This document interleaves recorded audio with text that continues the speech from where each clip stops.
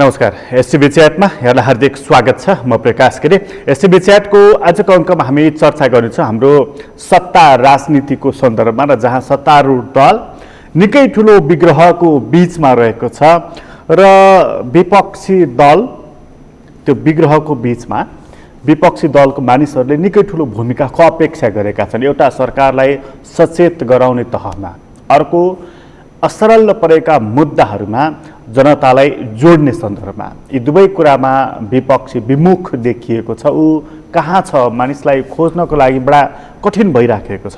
सत्ता पक्षकै कुरा गर्दाखेरि चाहिँ ऊ हिजो आश्वासन दिने ठाउँमा थियो र त्यो आश्वासनलाई उसले चुनावी एजेन्डाको रूपमा परिणत गरेर आज कार्यान्वयन गर्ने ठाउँमा छ। कार्यान्वयन गर्ने ठाउँमा पुग्दाखेरि जब बेला आयो, अब केही गर्न सक्ने ठाउँमा पुग्यो नेकपा, तब त्यहाँ यति ठुलो विग्रह, यति ठुलो विवाद भइराखेको छ कि त्यसले नेकपा फुट्छ कि क्या हो, यस्तो खालको प्रश्नहरू उठिरहेको छ। यो हाम्रो घरेलु आन्तरिक राजनीतिको कुरा। बाह्य राजनीतिको कुरा गर्दाखेरि चाहिँ अमेरिकाको रक्षा मन्त्री, त्यसको विदेश मन्त्री भारतमा आएर जुन बेका सम्झौता गरेका छन्, जसको वाचिटा नेपालसम्म कुन रूपमा आइपुग्ने हो र त्यसको असर कस्तो हुने हो, मानिसहरू यसबारेमा पनि चिन्तन गर्न थालेका छन् र यी सबै कुराको चित्र खिच्दै ल्याउँदा कस्तो खालको, कस्तो प्रकारको चित्र बन्छ। आजको अङ्कमा हामी हाम्रो राजनीति आन्तरिक कारणले र बाह्य कारणले कति चेपुवामा परेको छ र कस्तो खालको अवस्थामा जाँदैछ त्यसबारेमा बढी केन्द्रित भएर कुराकानी गर्नेछौँ। आज हामीसँग कुराकानीको लागि स्टुडियोमा हुनुहुन्छ एकजना वरिष्ठ पत्रकार युगनाथ शर्मा। तपाईँलाई स्वागत छ। हजुर, आराम हुनुहुन्छ? हजुर। अब यो हेरिराख्नु भएको छ, देखिराख्नु भएको छ, पत्रकार मान्छे भयो, सूचना पनि हुने नै भए, विश्लेषण त गरिने नै भयो। के देखिराख्नु भएको छ अहिलेको हाम्रो राजनीतिक अवस्था चाहिँ कता कुन मोडमा जाँदैछ, के हुँदैछ, के देखिँदैछ? अब प्रकाशजी, अहिलेको राजनीति चाहिँ राष्ट्रिय रूपमा सत्तारूढ दल लगभग बहुमत 2/3 बहुमतको नजिक छ, तर उसले चलाएको सत्ता हेर्दा ऊ अल्पमतको सरकार रन गरे जस्तो गरिरहेको छ। किनकि कोरोनाको महामारीको बेला कुनै यस्तो दिन छैन जहाँ सत्तारूढ दलको कन्फ्लिक्ट मात्रै मिडियाले कभर गर्न परिरहेको छ र एकातिर पुरा लकडाउन छ देशभरि, अर्कोतिर बालुवाटारदेखि सिंहदरबारसम्मका लडाईँ केवल सत्ताको वरिपरि मात्रै घुमेका छन्। यो विषय भन्दा पनि यसले ल्याउने जुन राजनीतिक परिणाम छ नि, त्यो परिणामको कुरै होइन कि एकातिर चाहिँ हामी कोरोनाको यत्रो महामारीसँग लड्नुपर्ने बेला छ र सत्ता राजनीति बालुवाटार र सिंहदरबारमा यसरी घुमिरहेछ मानव यिनीहरूसँग 2/3 नजिकको बहुमत छैन।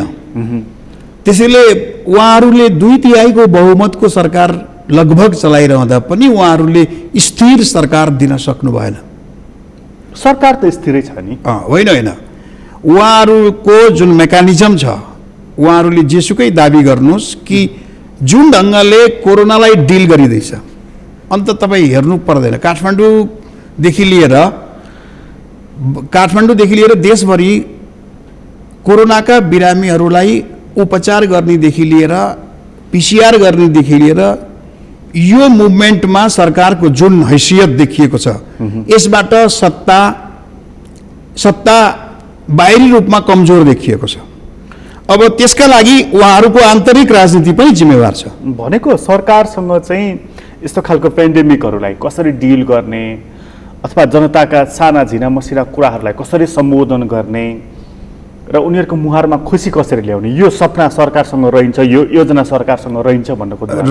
एकदमै रहन्छ। भएको भए तपाईँ विवादास्पद अभिव्यक्तिहरू तपाईँको उपचार आफै गर्नुहोस्। तपाईँले चाहिँ छ नि, अब सरकारले के हेर्न सक्दैन जस्ता जुन विवादास्पद अभिव्यक्ति दिएर सार्वजनिक भए, त्यसका बारेमा सरकारले उचित स्पष्टीकरण पनि दिन सकेन र जनतामा एक किसिमको निराशा उत्पन्न भयो। तर संसारका त्यस्ता कुन राष्ट्र हुन्छ र फेरि हरेक नागरिकको राज्यले उपचार गर्न सक्छ भने कुनै पनि राष्ट्रले त सक्दैन नि त फेरि, त्यो त होइन। गच्छे अनुसारको हुन्छ नि। होइन होइन, राज्यको दायित्व त्यो गर्नै पर्छ। यदि जनताको उपचार गर्न सक्दैन भने राज्य किन चाहियो? जनताले त्यो राज्यमाथि भरोसा किन गर्ने? राज्यको दायित्व जनताको उपचार गर्ने हो र उसलाई एउटा गरिबले निःशुल्क रूपमा उपचार गर्न नपाउने भने गरिबको त गर्छु नै भनेको छ नि, गरेका छैन भनिएको छ तर गरिएको छैन। यदि तपाईँ असक्षम हुनुहुन्छ, तपाईँसँग त्यो खर्च पर्च छैन भनेदेखि त्यहाँ चाहिँ राज्यले उपचार गर्छ, तर जो सम्पन्न छ, जसले सक्छ त्यसको उपचार चाहिँ गर्दैन भनेर त्यसको प्रधानमन्त्रीको स्पष्टीकरण चाहिँ परिभाषा गर्नु पर्यो नि त। के हो, को सम्पन्नको हो असम्पन्नको? के साँच्चीकै सम्पन्न के अरे अहिले उपचार गरिएका जुन छन् नि, सम्पन्नको मात्रै उपचार भएको देखेको छु मैले, असम्पन्नको त उपचार भएकै देखेको छु, जम्मै मृत्युशय्यामा पुगेका छन्। त्यसैले सरकारको यहाँनिर, किनकि सुरुको जुन लकडाउनमा जुन तयारी सरकारले गर्नु पर्थ्यो कोरोनासँग भिड्नका लागि, हामीले त्यो तयारी गरेनौँ भन्ने कुरा पछिल्लो घटनाले देखाएको छ। कोरोनाको सन्दर्भमा चाहिँ विश्वकै सरकारहरू आलोचित छन् नि, होइन? त्यो सन्दर्भमा हाम्रो सरकार पनि परेको छ। त्यसमाथि हाम्रो त राज्यको स्रोतको सीमा पनि छ नि त फेरि हाम्रो त। होइन, राज्यले त्यो भन्न पाइँदैन। राज्यले नागरिकको उपचार गर्नका लागि राज्यले चाहिँ छ नि सम्पूर्ण कुरा इफोर्ट गर्न सक्नुपर्छ। राज्यले अरू रोक्नु पर्यो नि, सांसदहरूलाई दिएको के अरे रकम रोक्नु पर्यो नि, कतिपय विकास निर्माणका काम रोक्नु पर्यो नि। मान्छेलाई बचाउने हो कि तपाईँले बाटो खोल्ने हो? अहिले यो पेन्डेमिकको केसमा त तपाईँ राज्यसँग पैसा छैन भने राज्यले अरू रोक्नु पर्यो। राज्यले अरू क्षेत्रको सब बजेट रोकेर पनि स्वास्थ्यमा राखेर उपचार गराउनु पर्यो, सबलाई घर घर पिसिआर गर्नु पर्यो। हरेक घरमा एउटा सदस्यलाई पिसिआर गराउनुहोस् न, त्यसपछि कति चाँडो कन्ट्रोल हुन्छ? कसले रोकेको छ? स्थानीय निकाय एक्टिभ गर्नुहोस्, प्रदेश सरकार एक्टिभ गर्नुहोस्, सेन्ट्रल गभर्मेन्ट एक्टिभ हुनुहोस्। तपाईँलाई घर घरको एकजना सदस्यलाई पिसिआर गराउने मुभमेन्टमा जाउँ त कसरी कन्ट्रोल हुन्छ? भनेपछि पैसा छैन भनेर पछाडि हट्न पाइँदैन? पाइँदैन, राज्य पाइँदैन। पैसा छैन भनेर राज्य पछाडि हेऱ्यो भने त्यो राज्य पराजयको मुडमा गयो। पब्लिकले कसरी विश्वास गर्छ? राज्यलाई पब्लिकले किन मान्ने, जनताले किन मान्ने? राज्यले चाहिँ छ नि, राज्यले यो सङ्कटमा बिहोर्न के अरे जनतालाई साथ दिन सक्दैन भने। त्यसकारण यो राज्यको पूर्ण दायित्व हो र राज्यले सम्पूर्ण रूपमा एफोर्ट लगाउनुपर्छ। पुरै सम्पूर्ण क्षेत्र रोकेर अवरुद्ध गरेर जनताको स्वास्थ्यमा हेर्नुपर्छ। आजको अवस्था चाहिँ यो हाम्रो राज्य, हाम्रो सरकार यो पछि हट्नुको पछाडिको कारण के? जस्तो एउटा थोरै कुरा गरौँ, जस्तो अहिलेको हाम्रो नेपाल कम्युनिस्ट पार्टीको सरकार हो। कम्युनिस्ट भनेको चाहिँ उहाँहरूको सिद्धान्तमै हुन्छ कि सर्वहारा वर्गको अधिनायकत्व, भने गरिब किसान मजदुरको हामी प्रतिनिधि हौँ उहाँहरू जुन भन्नुहुन्छ नि, तिनै व्यक्तित्व हो नि अहिले सबैभन्दा बढी प्रताडनामा परेका, अप्ठ्यारोमा परेका। त त्यहाँबाट किन यो सरकार हट्यो? यसको वर्ग परिवर्तन भयो, यसले आफ्नो वर्ग बिर्सियो, के भयो त यो? नेपालमा सत्तामा गएपछि त्यो वर्गै एउटा वर्ग सत्ताधारी वर्ग हुन्छ र त्यो जनता जहाँबाट आयो त्यसलाई बिर्सने परम्परा धेरैको छ, धेरै सत्ताहरूको छ र त्यही निरन्तरतामा अहिलेको वामपन्थी सरकार पनि त्यही निरन्तरतामा अगाडि बढेको छ। त्यसको कुनै क्रमभङ्गता छैन। भनेको धरातल बिर्स्यो, यसले बिर्सियो आफू हिजो कहाँबाट आएको भनेर। हो, भोलि त त्यहीँ जानुपर्छ नि, त्यहीँ जानुपर्छ। किनकि तपाईँ लकडाउनको समयमा मानिसहरू पैदल हिँडे हो, उनीहरूको बारेमा यत्रो वामपन्थी सरकार, तपाईँ खाली बस लिएर तपाईँले चाहिँ यसरी ड्रप गर्न त सक्नुहुन्थ्यो नि। एकातिर सत्ता पक्ष त्यो रूपमा गैर जिम्मेवार देखियो भने प्रतिपक्षले पनि ती मुद्दाहरूलाई त्यही रूपमा पब्लिकली उठाएको देखिएन। त्यसकारण सत्तापक्ष र प्रतिपक्ष दुवै के हो भने जनताको चाहिँ छ नि नजरमा अगाडि आइराखेका छन्। यो च्यालेन्ज प्रतिपक्षलाई पनि हो। भनेको सरकारसँग एउटा अवसर थियो, धेरै ठुलो अवसर थियो। यो पेन्डेमिकलाई पनि प्रतिकूलतालाई पनि अनुकूलतामा बदल्ने उसँग अवसर थियो, तर उसले आफ्नो धरातल बिर्सियो। धरातल बिर्सियो भनेदेखि कसैले पनि, तपाईँले, मैले, सरकारले, व्यक्तिले या संस्थाले धरातल बिर्सियो भने के हुन्छ? त्यो त धरातल बिर्सिएपछि दुनियाँको इतिहासमा चाहिँ धरातल बिर्सिएपछिका राजनीतिक दल जनताका बीचबाट हराएका छन्, नामेट भएका छन्। त्यसकारण सत्ताले त्यो असन्तुष्टिलाई जनताको त्यो आक्रोशलाई, जनताको चाहिँ छ नि जनताको सेवा गर्न नसकेको कुरालाई डाइभर्ट गर्न यो सत्ता सिपालु छ। कसरी कसरी यसले त्यस्तै मुद्दाहरू जुन पब्लिकली जुन मुद्दाहरू लिएर आएको छ, जस्तो कि तपाईँ कोरोनाका कारण जनतामा उठेको आक्रोशलाई जनताको असन्तुष्टिमा नबदलियोस् भन्ने कुरामा सत्ताधारीहरू सचेत छन्, त्यो देखिएको छ र उनीहरूले मुद्दाहरू बदलिराखेका छन् र जनतालाई बिर्साउने कोसिस उनीहरूले गरेका छन्। तर पब्लिकली मलाई लाग्दैन कि जनताले त्यो कुरालाई सामान्य रूपमा लिएका होलान् भनेर म विश्वास गर्छु। भनेको पछिल्लो समयमा जति पनि मुद्दाहरू आएका छन्, खास गरी राष्ट्रियताको सन्दर्भमा, पार्टीभित्रको विग्रहको सन्दर्भमा, यी मुद्दाहरू भनेको जनतामा फैलाइरहेको असन्तोष, असन्तुष्टि र यो विद्रोहमा परिणत नहोस् भनेर यी मुद्दाहरू आइरहेका छन्। त्यसैले एकदमै, किनकि जनताले त्यो तपाईँले अहिलेको उहाँहरूको पार्टीभित्रको विग्रह फुट्छ कि क्या हो भने पनि त्यही हो। तपाईँको त्यो आधा न्युज त तपाईँ त्यही हेर्नुहुन्छ नि, तपाईँको त्यो टेलिभिजनले पनि आधा न्युज त त्यही दिइराखेको हुन्छ। तपाईँ 100% न्युज तपाईँले कोरोनाको र बिरामीको बारेमा दिनुहुन्थ्यो नि, त्यो त आधा न्युज त त्यता गयो नि त, आधा त बिर्सियो नि त, पब्लिकले पनि त्यही हो नि। त्यस कारण आधा न्युज कन्सन्ट्रेसन त यतापट्टि भइराखेको छ पोलिटिकल कन्फ्लिक्टप्रति, त्यसले पनि के गरेको छ भने त्यसलाई बिर्साइराखेको छ पुरै। यो ध्यान अन्यत्र मोड्न तपाईँको के छ भन्दाखेरि सत्तारूढ दलका सबै नेताहरू, दुवै पक्षका नेताहरूको चाहिँ छ नि मिलीभगत छ कि यहाँ। अब त हेर्नु मिलेरै झगडा भइरहेको अब त यसो हेर्दाखेरि यो नत्र यो के हुन्छ, झगडा हुन्छ अनि त्यसपछि झगडा गरिन्छ अनि त्यसपछि वक्तव्य निकालिदिन्छ अर्को असन्तुष्ट पक्षले। हाम्रो पार्टीलाई फुटाल्नका लागि विदेशी प्रतिक्रियावादीहरू चाहिँ छ नि तपाईँको हात रहेकोले हामीले एउटा चाहिँ छ नि अस्थायी समझदारी गरेका छौँ भनिदिन्छ, सिद्धि कुरो तपाईँको सुन्नुहोस् ल हेर्नुहोस्। र प्रतिपक्ष के गर्छ, प्रतिपक्ष उनीहरूको झगडा हेरेर बस्छ, पुरै पब्लिकको मुद्दा लिएर पब्लिकमा जाने कुरै छैन सुन्नुहोस्। र प्रतिपक्ष लकडाउन खुलेपछिको प्रतिपक्ष त अस्ति नै सडकमा आइपुग्नु पर्थ्यो जनताको पक्षमा। कोरोना छ नि, कोरोनामा सबै आइरहेको छ, बिहारमा चुनाव भएको छ, अमेरिकामा राष्ट्रपति चुनाव भएको छ, तपाईँले कहाँ रोकिएको? जनताको असन्तुष्टि राख्न पनि कोरोना हुन्छ। तर डिस्टेन्समा अरूले सानातिना पार्टी त कुद्या देखाएको छु त मैले। त्यसरी जाँदा फेरि विपक्षीको टाउकोमा फेरि अर्को एउटा आरोप लाग्छ नि, यसले चाहिँ कोरोना झन् फैलाइदियो भनेर। त्यसो भए यो कोरोनासँग त अब हिँड्नु नै बिगल, त्यसो भए त विपक्ष के अरे घरमा सुतेर बसे भइहाल्यो नि, सकिहाल्यो नि तपाईँको चाहिँ। तपाईँले विपक्षीको जिम्मेवारी के हो भने यो केसमा हेर्नुहोस्, मलाई एउटा केस बडो दिक्क लागेको, कोरोना भएको बिरामी 2 दिन एउटा प्राइभेट हस्पिटलमा बसे र उनले 2 दिन तपाईँको भेन्टिलेटर प्रयोग गर्दाखेरि 2,75,000 को बिल तिर्न पर्यो भनेर जुन पीडा सुनाए नि, त्यसपछि उनको मृत्यु भयो।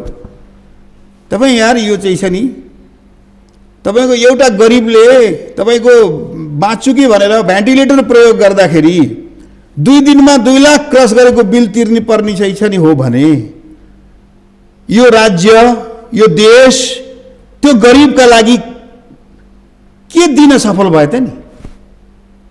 मरे उनी 2 दिनमा गए बिचरा। तपाईँको हेर्नुहोस्, प्रतिपक्षले यो संवेदनशीलतालाई, यो जनताको संवेदनशीलतालाई प्रतिपक्षले, ठिक छ पार्लियामेन्टमा उहाँहरूको मेजोरिटी छैन भने पब्लिकमा उठाउनुपर्छ। कम्तीमा पनि जनतासँग जोडिएका मुद्दाहरू विमुख हुन पाइँदैन, होइन? पाइँदैन, विभिन्न बहाना देखाएर।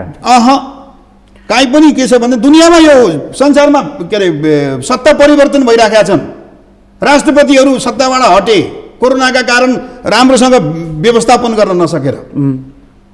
त्यसैले हाम्रोमा त एउटा प्रतिपक्ष हेर्नु, एउटा कुरा के हो भने यदि सुन्नुहोस्, डेमोक्रेसीको सबैभन्दा ठुलो लेसन र डेमोक्रेसीको मेसेज के हो भने यदि प्रतिपक्ष निरीह भयो भने सत्ता पक्ष स्वाभाविक रूपमा अधिनायकवादी निरङ्कुश हुन्छ। यो संसारमा देखिएको राजनीतिक इतिहासको निरन्तरता हो। त्यसैले डेमोक्रेसी स्ट्रङ हुनका लागि पनि प्रतिपक्ष स्ट्रङ हुनुपर्छ, जहाँ जोसुकै होस्। जहाँ प्रतिपक्ष कमजोर हुन्छ त्यहाँ सत्ता पक्ष मैमत्त हुन्छ, पुरै निरङ्कुश हुन्छ। र सत्ता पक्षलाई प्रतिपक्षले निगरानी गर्न सकेन भने त्यस्ता राष्ट्रहरूमा चाहिँ नागरिक समाजले खबरदारी गर्छ नि। हामी कहाँ त नागरिक समाज पनि सुतेको छ। अब नागरिक समाज यहाँ त नागरिक समाजको पनि रूप देखेर मलाई दिक्क लाग्छ पुरै। अब नागरिक समाजका 900 कुरा सुन्छु मैले, 900 थरी कुरा गर्नुहुन्छ उहाँहरू पुरै। नागरिक समाजले एउटै कुरा गर्नुपर्छ, त्यो के हो भने डेमोक्रेसीको स्ट्रेन्थेन। तपाईँले डेमोक्रेसी बलियो बनाउनुहोस्, डेमोक्रेसीले तपाईँको सत्तामा नराम्रा सत्तालाई हटाइदिन्छ, ल्याउँछ। यो डेमोक्रेसी कमजोर भयो भने तपाईँले के गर्न सक्नुहुन्न। त्यसैले मेन कन्सर्न नागरिक समाजको पनि त्यसमै हुनु पर्यो र नागरिक समाजहरूले एउटा सही कुरा बोल्नु पर्यो, विवेकपूर्ण कुरा बोलिदिनु पर्यो कि सही के हो त्यो बोलिदिनु पर्यो। तपाईँको के हो भने अब यहाँ त नागरिक समाज पनि पार्टी तपाईँको व्यक्ति गुटका नागरिक समाज हुन थालेका छन्। त्यसैले उहाँहरू पनि एउटै कुरा, नेसनका कुरामा एउटै ठाउँमा एउटै पोइन्टमा आउनुपर्छ। किनकि बडा अप्ठ्यारो तपाईँले बडा मजाको चित्र उतारिदिनु भएको छ। नेता एउटा बोल्यो भने कुन गुटको नेता बोल्यो भनेर भन्नुपर्ने अवस्था बनेको छ। पार्टीको होइन कि गुटको होइन। विपक्ष कहाँ छ, विपक्षको पनि कुन गुटको विपक्षी बोल्यो भन्नुपर्ने अवस्था बनिराखेको छ। नागरिक समाज पनि कुन गुट अन्तर्गतको अथवा नजिकको नागरिक समाजको मान्छे बोल्यो भन्ने पनि यति धेरै विभक्त, यति धेरै विभाजन को बीचमा उठेका आवाजहरू त मसिनो हुने नै भए। त्यो ठाउँमा त डेमोक्रेसी कसरी फुल्छ र? हो, मैले तपाईँ एकदम त्यही ठिक पोइन्टमा आइसक्नुभयो। मैले भन्न खोजेको त्यही हो कि बडो यहाँ डेमोक्रेसीका लागि हामीले स्ट्रगल गरे हो, एकदमै कुरै छैन। तपाईँ नेपाली कांग्रेसले डेमोक्रेसीका लागि तपाईँको त्यत्रो राणा शासन हटायो, राजाहरूसँग स्ट्रगल गर्यो, सारा गर्यो, सत्तामा पनि बस्यो, बुझ्नुभयो र? र कांग्रेस पार्टी मलाई लाग्छ के हो भने नेपाली कांग्रेस पार्टी डेमोक्रेसीको बारेमा जति सिन्सियर छ त्यो कम्प्यारेटिभली अरू बिस्तारै सिक्दै गरे हुन् उहाँहरूले त आफ्नो आइडिया छोडेर। एमाले पनि पहिला तपाईँको जनवादी धारलाई लिएर मदन भण्डारीले बहुदलीय जनवादको नाममा इलेक्सन पोलिटिक्समा उहाँहरू आउनुभयो, चुनावी राजनीतिमा, दलीय चुनावी राजनीतिमा आउनुभयो। माओवादीहरूले बन्दुक फालेर संविधान सभा मार्फत उहाँहरू आउनु भएको हो। सबै त्यसकारण कम्युनिस्टहरूको ब्याकग्राउन्ड तपाईँको डेमोक्रेटिक इतिहासमा गौरव गर्ने खालको छैन, उनीहरू पछिल्लो दिनमा आएका हुन्। तर कांग्रेस पार्टीले पनि यो मामिलामा आजको दिनमा जुन रूपमा जनताका बीचमा, जनताको माझमा यो डेमोक्रेसीमाथि आएको खतराका बारेमा सचेत गर्न हिँड्नु पर्थ्यो, त्यो चाहिँ कांग्रेस पार्टीबाट पनि कमजोर भएको छ। भनेपछि डेमोक्रेसी खतरामा पर्यो। 100% खतरामा डेमोक्रेसी छ। डेमोक्रेसी अस्ति बुटोलको जुलुस र्याली त देख्नुभयो होला कि राजाको पक्षमा। त्यसले के भन्यो त त्यसपछि? त्यसले निराशा देखिएको पुरै देशभरि यो बदलिएको यो जुन अहिले हामी सङ्घीय गणतन्त्रका कुरा गरिराखेका छौँ, पछिल्लो संविधान आएपछि हामीले जुन कुरा गरिरहेका छौँ त्यसप्रतिको एउटा भयानक निराशा मानिसहरूमा बढिराखेको छ। त्यति मात्रै हो कि त्यसले वास्तवमा विस्थापित महाराजलाई ल्याइदिनको लागि चाहिँ अब तपाईँले महाराज धीराजको कुरा सोधिहाल्नुभयो होइन? अब महाराज धीराजलाई ल्याउने र नल्याउने कुरा जनतामै निर्भर हुने कुरा हो। यदि जनताले चाह्यो भने राजा छ नि, राजालाई फर्काइदिन पनि सक्छन्। त्यसमा के छ भने नि, महाराज धीराजका समर्थकहरूले के कुरा थाहा पाउनुपर्छ भने पब्लिक तपाईँको चाहिँ राजाको पक्षमा आयो भने राजालाई चाहिँ फर्काउनबाट कसैले रोक्दैनन्। अहिले पब्लिकको मन त्यसरी फर्किएको हो महाराज तर्फ। जोस् पहिलाको तुलनामा राजाप्रति केही न केही मान्छेहरूको धारणा पोजिटिभ छ। यो चाहिँ हो के हो भने यो यतातिर्फका व्यवस्थाका सञ्चालकहरूले राम्रोसँग काम गर्न नसकेर यसको फ्रस्ट्रेसन चाहिँ बरु राजै ठिक थियो भन्ने अभिव्यक्ति न्यारेटिभ्स मात्रै बन्या हो कि वास्तवमा भित्र मनदेखि नै हुन्छ नि? के भयो भने यो व्यवस्थाले एउटा राजा हटाइयो, अरू धेरै, एउटा महाराज धीराजलाई हटाइयो, तर अरू धेरै महाराज धीराजहरू जन्मिए। त्यसकारण धेरै महाराज धीराजहरू के काम बरु एउटै आओस् भन्ने खाले एउटा स्कुल्स अफ थटले काम गरेछ। त्यो चाहिँ के हो भने त्यो मलाई मन परोस् मलाई नमन परोस् त्यो पब्लिक थट चाहिँ हो है। फेरि त्यो मानिसको मनमा बिस्तारै पलाउन थाल्यो, मनमा छ, मान्छेहरूको मनमा छ। र राजाप्रति हिजो अत्यन्त नेगेटिभ हुने मानिसहरू पनि राजालाई चाहिँ छ नि नहटाएको भए हुने रहेछ, बरु राजा त चाहिने रहेछन् भन्ने खाले कुरा मैले सुने पनि छु है। यो सफ्ट हुन थाले। यो चाहिँ घरेलु कुरा भयो। यो घरेलु कुरामा बाह्य कुरा एउटा जोडिया के छ भने जस्तो अस्ति सामन्त गोयल आए, रको चिफ र प्रधानमन्त्री केपी ओलीलाई भेटे। नेकपामा आज पनि तरङ्ग छ र पूर्व प्रधानमन्त्रीहरू बाँकी जति छन् मैले भेटेको छैन भनेर सबले चाहिँ तपाईँको चाहिँ यसरी कोरा कागजमा चाहिँ कालो अक्षर लेखेर वक्तव्य जारी गरे कि मैले भेटेको छैन भनेर। अब त्यो हामी कहाँ त रले खुब भूमिका खेल्छ नि। होइन, अब मैले यो कुरा छ नि बडो मलाई हाँसो लाग्दो कुरा, म पनि त्यो समयदेखिको लामो समयको राजनीतिक सम्पादक, मैले उहाँहरू दिल्लीमा पुगेर 12 बुँदे सम्झौता गर्दा बुझ्नु पर्यो, भारतीय गुप्तचर संस्थाको इनिसिएसनमा भारतको समेत संलग्नतामा उहाँहरूले 12 बुँदे सम्झौता गर्नेहरू अहिले यहाँ सामन्त गोयल आउँदा मैले भेटेको छैन भनेर भेटुन् नभेटुन् त्यो कुरै होइन, त्यो वक्तव्य निकालेर त्यसको मैले कुनै राजनीतिक अर्थ देख्दिनँ। तपाईँको अघिल्लो स्टेटमेन्ट म एकैछिन रोकेँ। 12 बुँदे सम्झौता चाहिँ रले गराइदिएको, 12 बुँदे सम्झौतामा रको प्रत्यक्ष भूमिका थियो भन्ने कुरा छ नि, डिनाइ गर्न सक्ने हैसियत नेपाली राजनेताहरूमा छैन। भनेको त्यो वातावरण बनाइदिने र थियो, भारत थियो र त्यसमा चाहिँ के अरे नेपालको सरकारले आतङ्कवादी घोषणा गरिरहेको माओवादीसँग तपाईँको चाहिँ यसरी भारतको विदेश मन्त्रालयले त वार्ता गर्दै सक्दैन थियो त। त्यसैले उहाँहरू दिल्लीमा पुगेर उहाँहरूले जुन एग्रिमेन्ट गर्नुभयो, 12 बुँदे सम्झौताको जाबी उहाँ पटक पटक गर्नुहुन्छ। उहाँहरूले सामन्त कुमार गोयल यहाँ आउँदाखेरि भेटे नभेटेको केही अर्थ छैन, उहाँहरूले भेटेकै हो। अरू जसले वक्तव्य निकालेका छन् मैले भेटेका छैन भनेर उहाँहरूले पनि भेटेकै हो। कोले वक्तव्य निकालेका छन्? म वक्तव्य निकाल्ने मान्छेहरू तपाईँलाई थाहा छ, यी ठुला नेता बाहेक मलाई पुरै जानकारी छैन, त्यसकारण मैले सारमा भनिदिएको तपाईँको। उहाँहरूले अब त्यो एउटा के हो भने उनी आउँदाखेरि भेट्नु नभेट्नुको केही तर्क छैन, किनकि उनी खुला रूपमा के देखियो भने अब बाहिर हेर्दा भारतको प्रधानमन्त्रीको मेसेन्जरका रूपमा उनी आए।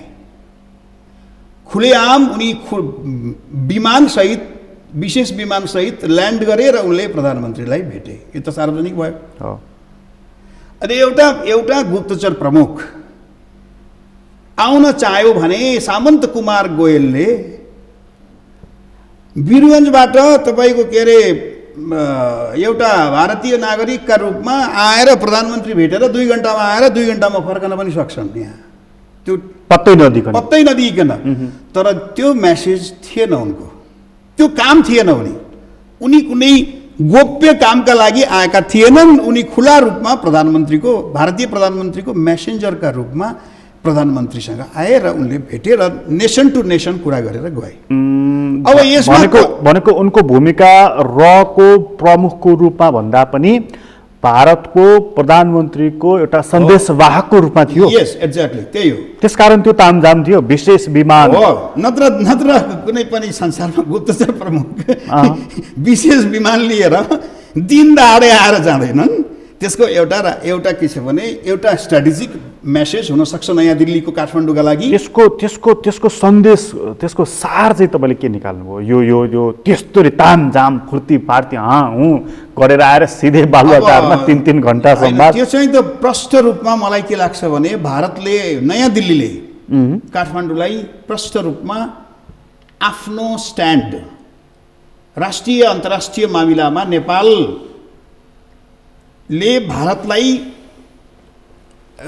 गर्ने व्यवहार के हुन सक्छ र भारतका आफ्ना लिमिटेसनहरू के हुन सक्छन् नेपाल भारत सम्बन्धमा, अथवा यसो भनौँ अब भारतले नेपालसँग कसरी डिल गर्छ र को मार्फत डिल गर्छ भनेर त्यो सुरुवात त्यहाँबाट गरेको होइन। यस्तो छ, राजनीतिक तहमा तिमीसँग डिल हुँदैन, अब तिमीसँग अब आइबी साइबी बात हुन्छ भनेर। अब त्यसमा चाहिँ यस्तो के हो भने एक किसिमको बाहिरी देख्दाखेरि भारतले अब डिप्लोमेटिक रूपमा 1 वर्षदेखि सरकार तहमा वार्ता छैन, होइन? सरकार, दुवै सरकारका बिचको वार्ता सरकारी तहमा बन्द छ। काठमाडौँ स्थित भारतीय राजदूतावासले पनि नेपाल गभर्मेन्टसँग कोअर्डिनेट गरेका छैन, नयाँ दिल्लीको र विदेश मन्त्रालयको बिचमा पनि छैन।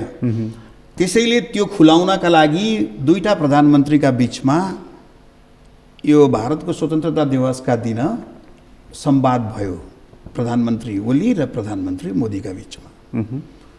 त्यसपछि केही न केही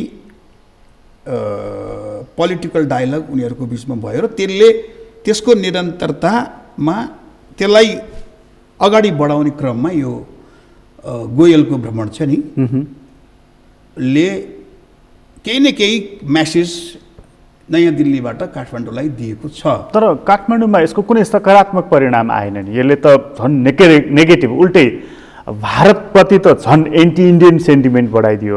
सत्तारूढ दल नेकपा र प्रधानमन्त्री अहिलेको जाजोल्यमान शक्तिशाली प्रधानमन्त्रीको झन्डै कुर्सी नै हल्लाइदिइराखेको छ। यसले त के फाइदा भयो त यसबाट? अब यस्तो छ, यो नेसनका लागि के हो भने भारतले चाहिँ छ नि, भारतले केही न केही रूपमा काठमाडौँसँगको सम्बन्धलाई होइन नयाँ दिल्लीले तिक्ततापूर्ण राखिराख्न चाहेन भन्ने सन्देश त दियो। तर भारतलाई पनि फाइदा भएन, नेपाललाई पनि फाइदा भएन यसले त। अब यसमा के छ भन्दाखेरि त्यो नेपालको पक्षले डिसाइड गर्ने कुरा हो। नेपालमा उसले विशेष दूत पठाउँदा कम्तीमा पनि विदेश मन्त्रालयकै सही नभए पनि राजनीतिक तहबरको कोही एउटा मानिस त पठाउन सक्थेन उसले, हेपे गइन्थ्यो। तपाईँले अब त्यसलाई चाहिँ के छ भन्दाखेरि नि त्यो त यस्तो छ हेर्नुहोस्, अब यो समय परिस्थिति भने बडो विचित्रको कुरा हुन्छ कि कूटनीतिक रूपमा तपाईँको वार्ता बन्द छ, राजनीतिक रूपमा वार्ता बन्द छ नेपाल र भारत बीच। तर भारतले कूटनीतिक रूपमा वार्ता बन्द भइसकेपछि नेपाल इन्डियाको बिचमा चाहिँ सीमा ब्लकेट पनि भएको छैन, किनकि डिप्लोमेटिक डायलग स्टप भइसकेपछि त कुनै पनि नेसनले लिने स्टेप त अरू नै हुन्छन् उनीहरूका। त्यो त एउटा एक किसिमको ट्रसलमा जाने कुरा हुन्छ, त्यो चाहिँ त गरेन यिनीहरूले। त्यसैले जनताको स्तरमा नेपाल भारत सम्बन्ध सामान्य नै रह्यो 1 वर्षदेखि, बुझ्नु भएन? किनकि भारतलाई कतिपय अतीतका केही तिक्ततापूर्ण अनुभवले पनि भारतले चाहिँ छ नि जनता तहको सम्बन्धलाई सामान्य नै राख्यो। र तपाईँको चाहिँ के छ भने राजनीतिक तथा यो डिप्लोमेटिक रिलेसन चाहिँ जस्ताको तस्तै अड्किएर बस्यो। किनकि नेपालले चाहिँ जब नक्सा जारी गरिसकेपछि, नेपालले नक्सा जारी गरेर अगाडि बढाइसकेपछि भारतले आफ्नो तर्फबाट जुन स्टेप लिने हो त्यो लियो, नेपालले पनि लियो, दुवैजनाको स्टेलमेट भयो एक प्रकारले। अब त्यसलाई खुलाउनका लागि कमसेकम डायलगको प्रोसेस बढाउनका लागि यो गोयलको भ्रमणले मलाई लाग्छ नेपाल भारत सम्बन्धका लागि है। अब यसमा सत्तारूढ दलका प्रधानमन्त्री कति फाइदामा होलान्, अरू उनीहरूका विपक्षी फाइदामा होलान्, यो मैले विश्लेषण गर्न चाहिनँ, त्यो उहाँहरूको कुरा भयो। नेसन टु नेसन नयाँ दिल्लीले नेपालसँगको सम्बन्धलाई तिक्ततापूर्ण नबनोस् भन्ने मेसेज दिएको हुनुपर्छ यो गोयलको भ्रमण। भनेको हिजोको जुन रोकआउट थियो, टक्क अड्डेर बसेको थियो नेपाल भारत सम्बन्ध हो, त्यो चाहिँ खुलाइदियो, यसले खुलाइदियो। त्यो मतलब डायलग खुल्यो मलाई लाग्छ। तर त्यसपछि प्रधान सेनापतिको भ्रमण सुरु भयो हिजो हो, त्यसमा म आउँछु। तर त्यो डायलग खुल्यो, त्यो ढोका खुल्यो। त्यो ढोका खुलेपछि नेपालको हाम्रो अहिलेको अडान भनेको के हो भने काला पानीमा भारतको सेना जो बसिरहेको छ, तिम्रो फौज तिम्रै भूमिमा लैजाऊ, हाम्रोमा नराख। लिम्पियाधुरासम्मको जमिन हाम्रो हो, त्यो हामी उपभोग गर्छौँ। नेपालको यति स्ट्यान्ड हो नि, स्ट्यान्ड हो, त्यो प्राप्त हुन्छ अब हो। त्यसैका लागि त्यो प्राप्त यदि हामीले एभिडेन्स दिन सक्यौँ भने त्यो प्राप्त हुन्छ। अब हामीसँग प्रमाण छ र हामीले हाम्रो एभिडेन्स प्रस्तुत गर्न सक्यौँ भने हामीले त्यो प्राप्त गर्न सक्छौँ। किनकि नयाँ दिल्ली त्यसमा चाहिँ छ नि, अब तिमीहरूको एभिडेन्स ल्याऊ। उसले त डिनाइ गरेको छ औपचारिक रूपमा कि यो चाहिँ कृत्रिम दाबी हो तिमीहरूको, हो कृत्रिम दाबीलाई वास्तविक दाबी पुष्टि गर्ने जिम्मेवारी हाम्रो हो। अब हामीले त्यसका लागि नारा लगाएर सडकमा जुलुस निकालेर तपाईँको चाहिँ छ नि ब्याक अफ इन्डिया गरेर आउँदैन, त्यो त डिप्लोमेटिक डायलगबाटै लिने हो। त्यो डिप्लोमेटिक रूपमा कुटनीतिक रूपमा पनि युद्ध लडिन्छ के। युद्ध भने तपाईँको चाहिँ मैदानमा सेना मात्रै लड्ने होइन। तर अब हाम्रो त ऐतिहासिक प्रमाणहरूले सन्धिहरूले त्यो हाम्रै भन्छ नि, त्यसमा थप प्रमाण के चाहियो र? होइन, हामीले त्यही कुरा हामीले टेबलमा प्रस्तुत गर्ने र उनीहरू त्यही चिजलाई उसले चाहिँ अलिकति पावरफुल आई ग्लान्स लाएर हेरे त देखिहाल्छ नि। त्यसमा त सुन्नुहोस्, त्यसमा त पहिला तपाईँ डिप्लोमेटिक डायलगमा तपाईँ जानुहोस्, त्यसको प्रोसेस छ एउटा कि हामी पहिले त्यसमा गएको भए हुन्थ्यो। हामीले पनि प्रक्रिया त घुमाएर प्रक्रिया गरिसक्यौँ, हामी त चाँड गयौँ। हामी त लगभग एउटा यस्तो प्रोसेसमा हामी गइसक्यौँ कि अब त हामी त्यो लिनका लागि हामीले युद्धको घोषणा गर्ने छ नि स्थितिमा हामी पुग्यौँ। अब हामीले त इन्डियासँग वार डिक्लेयर गर्ने पोजिसनमा हामी गयौँ। दिन्छस् कि दिन्नस् है?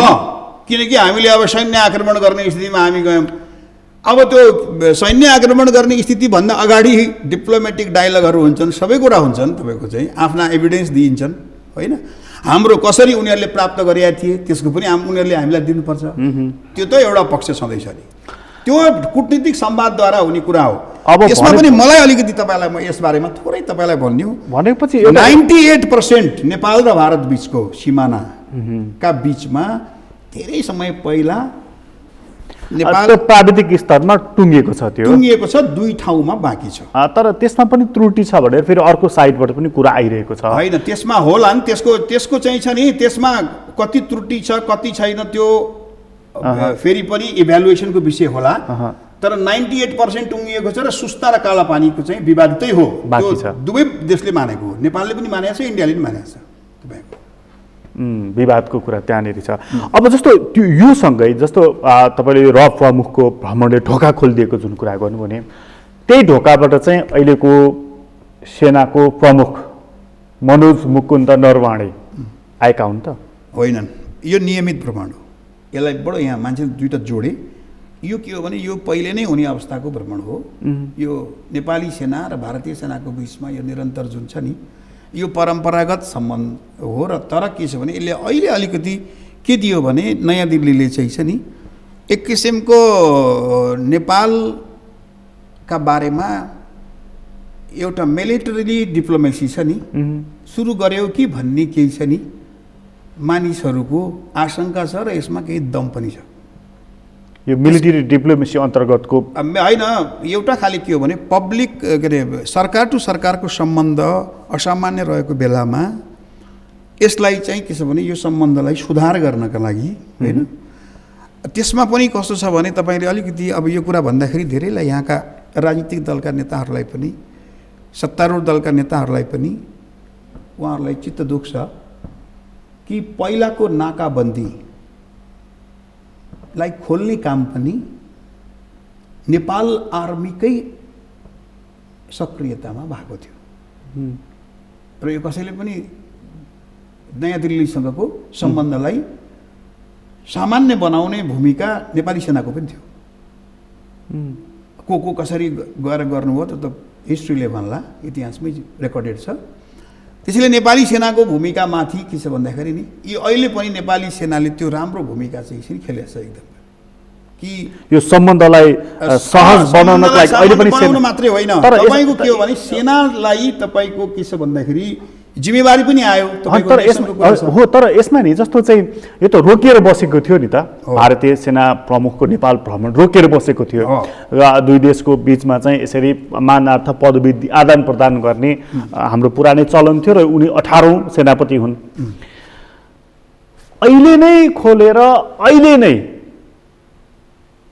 उनलाई चाहिँ तपाईँलाई हामी यो मानार्थ पदवी दिँदैछ आउनुहोस् भनेर सेनाले मात्रै भन्यो होला कि सेनालाई चलाउने रक्षा मन्त्रालयले भन्यो होला कि रक्षा मन्त्रालयलाई पनि चलाउने प्रधानमन्त्रीले भन्यो होला कि प्रधानमन्त्रीले रक्षा मन्त्री लिएपछि त्यो कुरो बुझ्न धेरै टाढा जानु पर्दैन नि।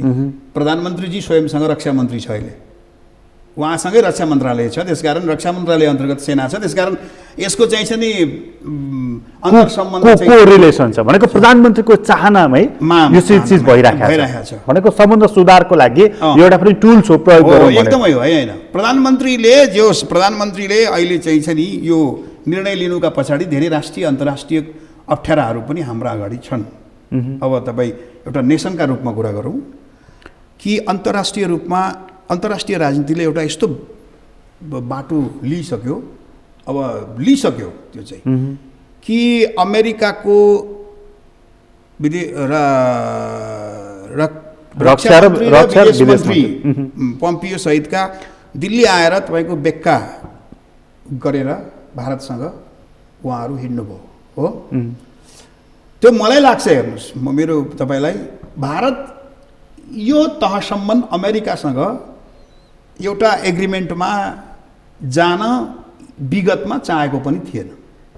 तर पछिल्लो दिनमा जब चीनले गलवानमा पहिला चीनले आक्रमण गर्यो भुटानको डोकलाममा, त्यसपछि गलवानमा सिधै भिडन्तमा गइयो, भारतसँग गयो र भारतलाई पनि भारत दबावमा आयो र भारत पनि अब के छ भने चीनसँग भिडन्तको मनस्थितिमा भारत पनि बस्यो। युद्धको परिणामका कुरा भोलिका कुरा हुन्, तर के छ भन्दाखेरि त्यो अवस्थामा एसियाको सैन्य समीकरणै बदलिने अवस्थामा गयो। अब कि भारत चाहिँ त्यसरी अमेरिकासँग त्यो एग्रिमेन्टमा जाला भनेर कतिपयले कल्पना पनि गरेका थिएनन् कि जान्छौँ भन्ने तर नजानी गरिराखेका बेला थियो। हालाकि यसलाई कतिपयले अब म चाहिँ के कल्पना गर्छु भने यो एक किसिमको क्वाडमा उनीहरूको जुन मालवर सैन्य अभ्यास सुरु भयो, जापान, अस्ट्रेलिया, भारत र अमेरिकाको, अब तपाईँ त्यसलाई जोड्नुहोस् या तपाईँले इन्डो पेसिफिक जोड्नुहोस् कि एक प्रकारको एसियाको मिनी न्याटो मोडेलमा तपाईँको के छ भने मिलिट्री एक्सर्साइज भइरहेको छ। र यो नयाँ दिल्लीमा आएको जुन चेन्ज छ, नयाँ दिल्लीमा जुन परिवर्तन आयो, यो अनएक्सपेक्टेड हो। हेर्नुहोस्, यहाँ कतिलाई लाग्ला नि त्यो उहाँहरू, मैले यो अपेक्षित थिएन। यदि चीनले के अरे यो कोरोना महामारी पछि चिनिया जनताभित्र देखिएको सी जिनपिङ विरुद्धको जुन आक्रोश, मिसह्यान्डलिङको आक्रोश उनलाई पनि छ, तर राम्रोसँग व्यवस्थापन गरेका छन् उनीहरूले। यदि त्यो चाहिँ के छ भन्दाखेरि लाई डाइभर्ट गर्न चाइनाले के अरे इन्डियासँगको चाहिँ बोर्डर टेन्सन, चाहे साउथ चाइना सी भन्नुहोस्, त्यसलाई नयाँ रूपमा रूपान्तरित नगरेको भए यो अवस्थामा भारत पुग्ने थिएन। भारत अमेरिकासँग धेरै नजिकिने अवस्थामा जान बाध्य पार्यो। त्यो चाहिँ चिनियाहरूको दबावका कारण। नत्र त प्रधानमन्त्री मोदीले के गरेका थिए भने सी जिनपिङलाई त कैयौँ पटक उहाँ के अरे भारत बोलाइराखेका थिए त उनी त। मलाई लाग्दैन कि यिनीहरूको पहिला भारत र चीनको सम्बन्ध तनावपूर्ण अवस्थामा लैजाने मुडमा चाहिँ यो इन्डियन लिडरसिप थिएन होला। अब यो अमेरिका र भारतको बिचमा जुन सम्झौता भयो नि बेकार, उनीहरू के भन्दैछन् भने चीन चाहिँ यो राइजिङ पावरको रूपमा आयो, यसलाई रोक्ने उनीहरू त्यही भन्दैछन् होइन। पम्पियोले त्यही भनेर त गए। हामीलाई के असर पर्छ त्यसको? र यसमा फेरि एमसिसी पनि जोडिरहेछ। तपाईँ अहिले जुन इन्डो पेसिफिक स्ट्राटेजी जुन कुरा गर्दै हुनुहुन्थ्यो, त्यस अन्तर्गतको हो यो एमसिसी भनेर हामी कहाँ त हङ्गामै चलिरहेको छ। हामीलाई पर्ने असर चाहिँ कस्तो हो? मलाई चाहिँ छ नि, मलाई अलिकति तपाईँले मलाई यो एमसिसीको बारेमा यहाँ भइरहेको चाहिँ छ नि आम प्रतिक्रिया तपाईँको विचारमा चाहिँ नि के भइरहेको छ एमसिसीको बारे तपाईँ भन्नुहोस् त, म त्यसपछि एमसिसीको कुरा गर्छु। तपाईँले के पाउनु भएको छ एमसिसीको बारे? यहाँको पब्लिक के छ, यहाँको पोलिटिकल पार्टीहरूको अवस्था? यहाँ त दुई थरी मत आइहाल्यो नि एमसिसीको। एक थरी सर्लक्कै पास गरौँ, इन्डो पेसिफिक स्ट्राटेजी अन्तर्गतको होइन भन्ने आयो, अर्को थरी त कहाँ अमेरिकन सेनै आउँछ भन्ने दुई थरी मत आइहाल्यो नि हामी कहाँ त। हो, अब म आउँछु। एमसिसी के हो भने एमसिसीलाई लिएर एकदम ठुलो यहाँ के अरे पब्लिक बहस यसरी बढ्यो कि पब्लिक सेन्टिमेन्ट नै एमसिसी विरुद्ध बनाइएको छ। यहाँ मलाई त्यस्तो लाग्छ एमसिसीका पक्षमा बोल्नेहरूको स्वर एकदम कमजोर छ। जबकि यो नेपाली कङ्ग्रेसका प्रधानमन्त्री शेरबहादुर देउबा प्रधानमन्त्री रहेको बेला अर्थमन्त्री ज्ञानेन्द्र बहादुर कार्कीले अमेरिकामा यसको हस्ताक्षर गरे। यदि तपाईँले अब यो एमसिसी नल्याउने कुरा गर्ने हो भने नि तपाईँको यसमा प्रधानमन्त्री ओली सही छन्। प्रधानमन्त्री ओलीले एमसिसीको पक्षमा लिएको स्ट्यान्ड त्यो नेसनको पक्षमा छ।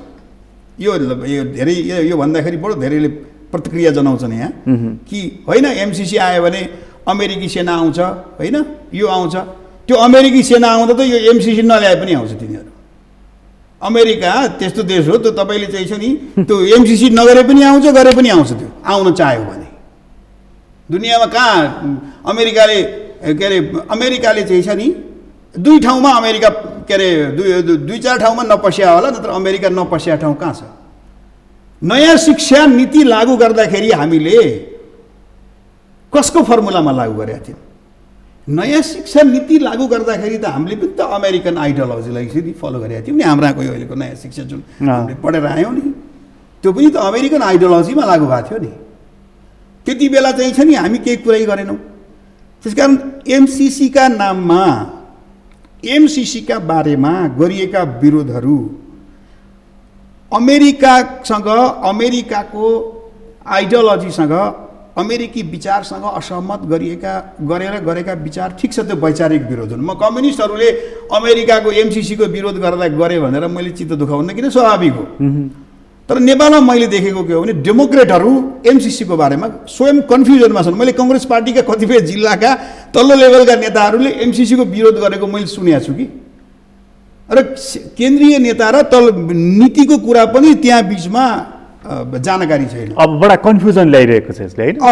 अब त्यो पूर्वाधारका लागि आएको कुरो छ। अब भोलि पास भएर त्यो प्रोजेक्ट अन्तर्गतको पैसा आयो भने पनि कार्यान्वयन गर्नको लागि समस्या हुने, चुनौती हुने खालको अवस्था बनिसक्यो नि। हो, तपाईँ त्योभन्दा पनि त्यो बारेमा यति ठुलो विरोध नेपालमा बनाइयो कि त्यो ल्याउने मान्छेहरू बिचरा तिनीहरू चाहिँ छ नि, तिनीहरू त ठुलो सङ्कटमा आउने भयो के, उनीहरू दलाल भइसके। त्यसै दलाल भइसक्यो ल, हेर्नुहोस्। अब त्यस कारण मैले एमसिसीको केसमा हामी यति ठुलो प्रोपोगेन्डा गर्नुपर्ने थिएन, तर त्यसलाई नेसनको पक्षमा उपयोग गर्न सकिने कुरा हो त्यो। हो, तर भारत र अमेरिकाको बिचमा जुन सम्झौता भयो त्यसले चीनलाई रोक्ने भन्ने कुरा त प्रत्यक्ष रूपमा देखियो। फेरि होइन, मैले हामी कता फर्क, नेपाल कता ढल्कने, कता फर्कने? होइन, मैले नबुझेको कुरो यो होइन। हामीले हाम्रो देशको बारेमा हाम्रो चिन्ता गर्ने हो कि हामी यो चाइनालाई रोक्ने चिन्तासँग हामीलाई के टाउको दुख्ने यार?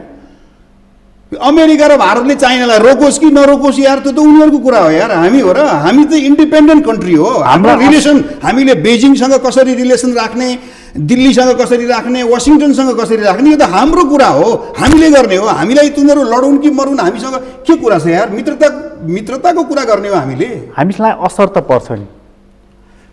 अब लडाइँमा उनीहरू लड्छन्, तपाईँले लडाइँ रोक्नु त हामी सक्दैनौँ। छिमेकमा छौँ हामी, त्यो त स्वाभाविक पर्छ, किन नपर्ने? त्यो त हामीले हो। त्यसैले त यहाँ अहिले बडो एउटा कुरो तपाईँले यो ठिक ठाउँमा ल्याउनु भयो कि प्रधानमन्त्री ओली, सायद सुन्नुहोस्, प्रधानमन्त्री ओलीले तपाईँको यो कुराको चाहिँ छ नि चाल पाइसके कि नेपाल तपाईँको नेपाल अन्तर्राष्ट्रिय रूपमा हामी अत्यन्तै सानो के अरे अप्ठ्यारोमा पर्न सक्छौँ। हामीले नयाँ दिल्लीसँग दुश्मनी बढाउँदा र बेजिङसँग मित्रता बढाउँदा पनि हामी क्षतिमै हुन्छौँ, हामी क्षतिमा जान्छौँ। वासिङटनसँग मात्रै मित्रता गर्दा पनि बेजिङ हाम्रो धेरै दुश्मनी पर्न सक्छ। त्यसैले उनले के हो भने अत्यन्त सन्तुलन सबैसँग मिलाउने कोसिस, किनकि दिल्लीसँग सम्बन्ध त बिग्रेकै थियो 1 वर्षदेखि। र यो तपाईँले अहिले सुरुमै उठाउनु भयो, यो पछिल्लो घटनाक्रममा मैले अहिले जोड्न पाएँ तपाईँलाई कि प्रधानमन्त्रीले यो प्रधानमन्त्रीको कुर्सीमा बसेर यो देशको प्रधानमन्त्रीले होस् या यो देशको राष्ट्र प्रमुखले होस्, जसले सोच्ने पनि त्यही हो। प्रधानमन्त्रीले त्यो सोचेको जस्तो मलाई लागेको छ, किनकि यो पोजिटिभ कुरा हो। भनेको प्रधानमन्त्रीले यहाँनिर अब चाहिँ एउटा सबै राष्ट्रहरूसँग, छिमेकीसँग र अलिकति पर रहेको पश्चिमा शक्तिसँग पनि एउटा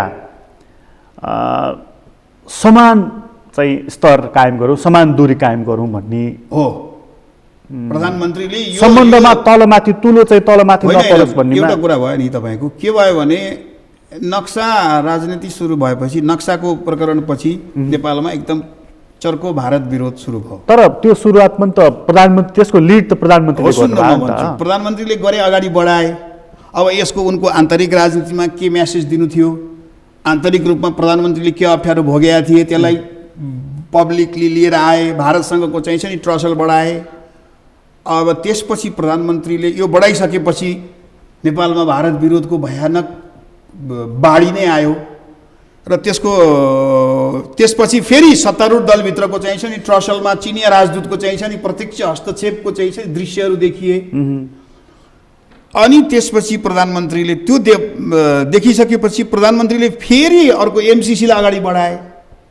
त्यसकारण प्रधानमन्त्रीले अहिले चाहिँ के गरिराखेका छन् भने उनको चाहिँ छ नि तिनै पक्षलाई, जुन हेर्नुहोस् यो देशमा बडो यो आवश्यक कुरा हो, भारत, चीन, अमेरिकालाई उनले प्रधानमन्त्रीले सन्तुलनमा राख्न खोजेका छन्, ब्यालेन्स गर्न खोज्दै। पछिल्लो दिन है, उनको पछिल्लो दिन पोजिटिभली, किनभने मैले प्रधानमन्त्रीको यो सरकारको काम गराएँ, यो कोरोनाको केसमा मैले उहाँहरू जेसुकै उहाँहरूले दाबी गर्नुहोस्, उहाँहरू फेल हुनुभएको छ, त्यो तपाईँले भनिहाल्नुभयो। तर अन्तर्राष्ट्रिय सम्बन्धको सन्दर्भमा चाहिँ पछिल्लो दिनमा उहाँहरूले पास्टका कुरा छोडिदिउँ, अहिलेको दिनमा मैले केही न केही के छ भने यो नेसनका रूपमा हेर्नु। तर अहिले पछिल्लो समयमा चाहिँ जस्तो गोयललाई भेटिसकेपछि प्रधानमन्त्रीमाथि ठुलै आरोप ठुलै आक्षेप लाग्यो नि होइन, भारतको फोल्डमा गएर सरकार टिकाउन खोजेको सम्मको कुराहरू आयो नि त। आयो प्रधानमन्त्रीको त्यो बाध्यता किन बन्यो भने एसियामा तपाईँको एउटा स्ट्राटेजिक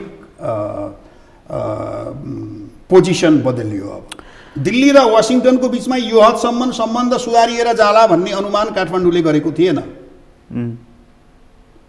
सिधै वासिङटन हामीसँग सिधै, त्यसकारण उनीहरू बिचमा नि सम्बन्ध सुधारियो। पहिला त नयाँ दिल्लीले अमेरिकालाई काठमाडौँमा चाहिँ छ नि राम्रोसँग बस्न रोक्ने नै गर्थ्यो जहिलेसुकै। भनेपछि पहिला प्रधानमन्त्रीले अमेरिकासँग मात्र सम्बन्ध सुधारे पुग्छ भन्ने ठाने, त्यसैले एमसिसीलाई अघि बढाइरहे। अब भारतलाई पनि टाढा राख्दाखेरि घाटै हुन्छ भन्ने भएपछि भारतसँग पनि अब सम्बन्ध सुधार्न खोज्दैछ। प्रधानमन्त्रीले त्यो दृश्य देखाए, त्यो चाहिँ हो। प्रधानमन्त्रीले हिजै मात्र प्रधानमन्त्रीको स्टेटमेन्ट छ नि, यो सरकार ढल्दैन, मैले राजीनामा दिएँ भने देश बर्बादीतर्फ जान्छ भनेर। त्यो आशय, त्यो अभिव्यक्तिलाई चाहिँ तपाईँले कुन आशयको रूपमा? अब त्यो त हरेक प्रधानमन्त्री बहुमतको प्रधानमन्त्री छ, बाई इलेक्सन गएको छ, संसदले बहुमतले जिताएका छन्, उनी प्रधानमन्त्री रहने बेलासम्म प्रधानमन्त्रीले त त्यो भन्ने अधिकार प्रधानमन्त्रीसँग छ। भनेको उनले त्यो भन्नै पर्छ, भन्न पाउनुपर्छ, त्यो प्रधानमन्त्रीको चाहिँ अधिकार हो। तर प्रधानमन्त्रीले भित्रको रस्सा कसीले चाहिँ प्रधानमन्त्री हटाउँदैछ, यो पार्टी फुट्दैछ भन्ने कुरा त अलि सतहमा आइरहेको छ। त्यो सतहमा त पहिलेदेखि आएको हो। तर कस्तो छ भने विश्वास छ तपाईँलाई यो पार्टी त्यो ढङ्गको विग्रहमा जान्छ भनेर? मलाई हेर्नुहोस्, म के अरे नेकपा भित्रको लडाईँ वैचारिक आधारमा भएको भए यो पार्टी फुट्छ भनेर म विश्वास गर्दै। यो विशुद्ध प्रधानमन्त्रीको कुर्सीको नाममा देखिएको छ लडाईँ। मतलब कुर्सीको लडाईँको नाममा पार्टी डिभिजन होला भन्ने मैले अहिले पत्याएको छैन। सुन्नुहोस् उहाँहरूको। तर प्रचण्डजी निकै चाहिँ अब प्रचण्डजीलाई कर्नर गर्न सक्छन्, किनकि तपाईँ जेसुकै भन्नुहोस्, उहाँ त्यो पार्टीभित्र पूर्व एमालेहरूकै बहुमत भएको पार्टी हो। माओवादीहरू त्यहाँ कमजोर छन्, पूर्व माओवादीहरू। त्यसैले प्रचण्डलाई कर्नरमा पार्न सक्छन् होइन। र उहाँसँग चाहिँ छ नि डिभिजनका लागि चाहिँ छ नि त्यो आवश्यक प्रतिशत नहुन सक्छ। त्यसो गर्दाखेरि त तपाईँको त्यो डिभिजनको के आधार पनि हुँदैन। भनेको के विकल्प रह्यो त प्रचण्डजीसँग? सहेर चुप लागेर जे भने नि मानेर बस्ने विकल्प रह्यो होइन? उहाँसँग प्रचण्डजीलाई अप्ठ्यारो छ, किनभने सुरुमा उहाँहरूले एउटा एग्रिमेन्ट गर्नुभयो, 2.5 वर्षको सत्ता एग्रिमेन्ट गर्नुभयो। अब त्यो चाहिँ सकियो होइन, त्यो सकिएपछि कुरा बढ्यो, अगाडि बढे, तर त्यसले कुनै परिणाम ल्याएको छैन। अब प्रधानमन्त्रीका अभिव्यक्ति तपाईँले सुनिसक्नुभयो कि उहाँले प्रधानमन्त्रीबाट हट्दाखेरि चाहिँ नि अराजकता हुन सक्छ भनेर। त्यसैले प्रधानमन्त्री पनि सत्ता छोड्ने मुडमा देखिनु भएको छैन र अप्ठ्यारोमा हुनुहुन्छ। प्रधानमन्त्री त्यो पद छोड्ने पक्षमा हुनुहुन्न, प्रचण्डजीलाई प्रचण्डजी पनि उहाँलाई पूर्ण रूपमा यो अवस्थामा स्वीकार्ने पक्षमा हुनुहुन्न अहिलेसम्म। अब बाध्यताको स्वीकार्ने भनेको त छुट्टै कुरा, त्यो बेग्लै कुरा हो। भनेको अब के निष्कर्ष आउने हो त यसबाट? नेकपामा ठुलै तलबितल आउने हो कि अथवा यस्तै कसपसबाटै चलिरहने हो चुनावसम्म कि अथवा यसको असर चाहिँ सरकारभन्दा पनि माथि व्यवस्थामाथिसम्म पनि आइपुग्ने भयो? होइन, व्यवस्थामाथि त अघि तपाईँले सुरुमा भन्नुभयो न, मान्छेमा एक किसिमको चाहिँ छ नि निराशा छ कि तपाईँको मान्छेमा एउटा त्यो देखियो। अनि अर्को कुरा यति धेरै तपाईँको के छ भन्दाखेरि नि हामीले एउटा बडो ट्याक्टिकल्ली संविधान निर्माण गर्दाखेरि यो प्रदेश सरकार र केन्द्र सरकारको चाहिँ छ नि जुन डिमार्केसन छ नि, जुन अधिकार छ नि अहिलेका प्रदेश सरकारहरूसँग छ नि, तपाईँको त्यो किसिमको राइट तपाईँ दिएर केन्द्रले दिएको पनि छैन। त्यसकारण कतिपय मान्छेको धारणामा के छ भने प्रदेश सरकारका बारेमा मान्छेहरूले प्रश्न उठाइराखेकै छन् अहिले पनि। र भनेको व्यवस्थामाथि प्रश्न उठिराखेको छ एकदमै हो। तपाईँको चाहिँ के छ भन्दाखेरि नेकपाको यही झगडाले व्यवस्थामाथि प्रश्न उठाउनेहरूलाई झन् बल पुग्छ। त्यो चाहिँ के छ भन्दाखेरि पद्धतिका हिसाबले हेर्नुहोस्, पद्धतिका हिसाबले नेकपाको झगडाले निराशा बढाइदिन्छ, सत्तारूढ दलभित्र यत्रो बहुमत हुँदाखेरि पनि केही गर्न सकेन बसेन, मतलब यत्रो कुरो आउनु हुन्थेन भन्ने हुन्छ क्या पब्लिकली। त्यसले निराशा बढाउँछ। निराशाले ल्याउने परिणाम त तपाईँको अराजकतामा बदलिन्छ पछि। त्यो निराशा जोडिँदै जोडिँदै जोडिँदै गएपछि अब भिड जम्मा हुन्छ, त्यसपछि सुरु हुन्छ, त्यसपछि डेमोन्स्ट्रेसन सुरु हुन्छ। त्यसले के अरे व्यवस्था सबै खान्छ नि, त्यसले त के खान्छ। मूल कुरा चाहिँ तपाईँको निराशा हो। निराशाबाट प्रारम्भ भएर त त्यो त गृह उद्देश्यमा पनि पुग्छ, जान सक्छ, जहाँ पनि पुग्न सक्छ। तर सबल नेतृत्व भयो भने सुरुमै रोक्न सक्छ। अब असक्षम नेतृत्व भयो भने चाहिँ धेरै कुरा छन् नि त तपाईँको। अहिले संविधानका बारेमा पनि सबै सहमत भएका, अहिलेसम्म सहमत भएका छैनन् भनेपछि अहिले चाहिँ निराशाको तवरमा छन् जनताहरू र त्यो जुन त्यसको असर कस्तो हुन्छ भन्ने कुरा त भावी दिनले देखाउँदै जाला। तपाईँलाई धेरै धेरै धन्यवाद। आदरणीय दर्शक तपाईँलाई पनि धन्यवाद। आज हामीले कुराकानी गऱ्यौँ वरिष्ठ पत्रकार योगनाथ शर्मा पौडेलसँग। उहाँसँगको कुराकानी अहिलेलाई यति नै। एसटिभी च्याटबाट म प्रकाश गिरीलाई बिदा दिनुहोस्। सगमा हेर्दै गर्नुहोला। नमस्कार।